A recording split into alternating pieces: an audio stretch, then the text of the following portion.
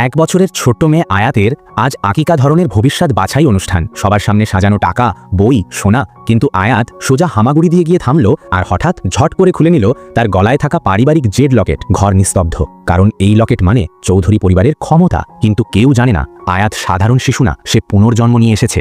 আগের জীবনে তার বাবা মাহির এক চতুর নারী নীলার প্রেমে পড়ে নিজের স্ত্রী সুমাইয়াকে ছেড়ে চলে যায়।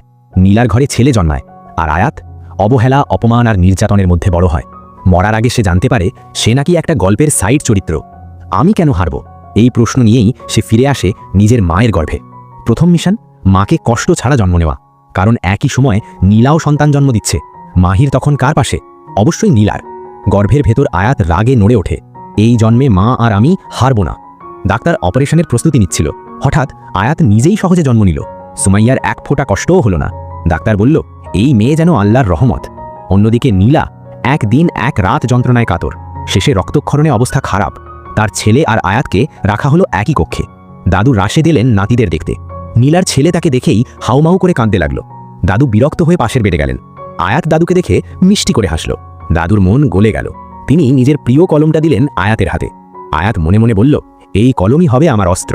নার্স মুখ মুছাতে গেলে আয়াত কলম দিয়ে তোয়ালে ওপর দাগ টানল। মুহূর্তেই সেখানে ফুটে উঠল সুন্দর পাহাড় নদীর ছবি। সবাই অবাক।